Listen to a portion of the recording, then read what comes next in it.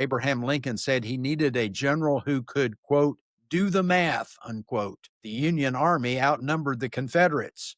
He knew they could grind down the South by throwing Yankee soldiers into the fray, regardless of the high price Northern mothers and fathers would pay. Ulysses Grant understood and took command. He was so successful in his strategy that his men called him the Butcher, not because he was killing the enemy, but for giving up his own subordinates. Jesus tells us there's a cost associated with following him. The payment involves his sacrifice and ours. If any man desires to come after me, let him deny himself and take up his cross and follow me. For whoever desires to save his life will lose it, but whoever loses his life for my sake will find it. For what profit is it to a man if he gains the whole world and loses his own soul?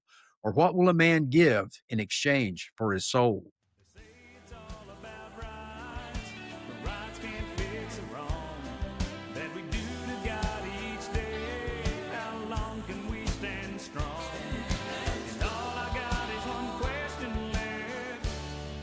If we turn our backs and spit in his face, is God still gonna bless the USA?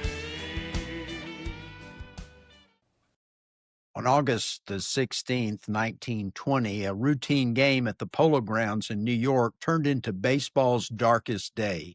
Ray Chapman was a renowned shortstop for the Cleveland Indians and became the only professional baseball player to die as a direct result of an on-field injury in Major League Baseball history.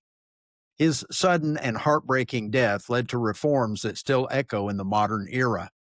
As Chapman stepped into the batter's box that day, the Yankees' Carl Mays, a pitcher with a submarine-style delivery, threw a fastball that traveled high and inside.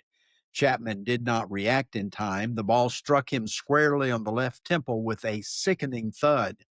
Witnesses described the sound as so sharp and unexpected that Mays, believing the ball had hit the bat, fielded it and threw to first base. Chapman, dazed, collapsed to the ground, initially attempting to stand before crumpling again.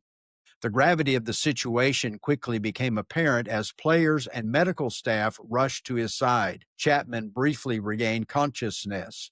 With touching grace, he whispered to his teammates, "Tell Mays not to worry. Ring Katie." Katie was his young wife, expecting their first child.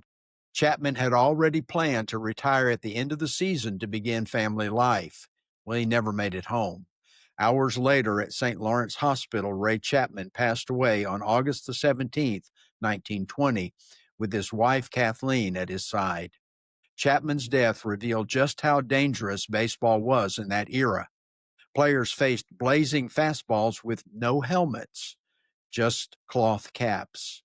You'd think that having batting helmets would be a no-brainer, but it would take decades before batting helmets became mandatory in 1971. Today, helmets are standard, but once they weren't. The game only changed after it was too late for Ray Chapman. Too bad no one planned ahead. Greetings, Patriots. I'm Perry Green. Welcome to God in America, where faith and freedom stand together under God's supervision. I tend not to be spontaneous. I like to plan my day, my vacations, and other activities. Flying by the seat of my pants is not on the radar. When we make plans, we gain a sense of control, direction, intention, and boldness, as well as a sense of accomplishment as we check off our tasks. Jesus even tells us to count the cost in following him, which implies some planning. During the tragic war between the states, Abraham Lincoln said he needed a general who could, quote, do the math, unquote. The Union Army outnumbered the Confederates.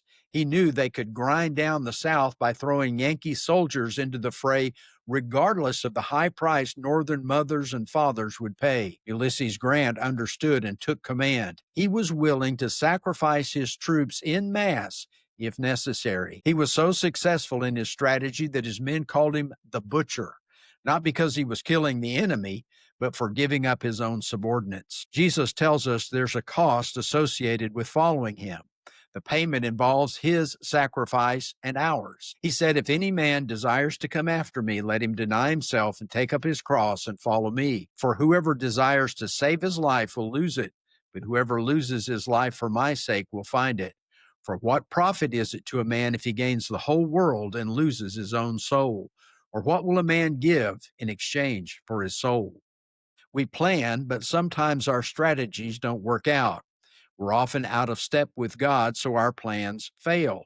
He said in Isaiah 55, "For my thoughts are not your thoughts, nor are your ways my ways, says the Lord. For as the heavens are higher than the earth, so are my ways higher than your ways, and my thoughts than your thoughts." The adage says, "Man proposes, God disposes."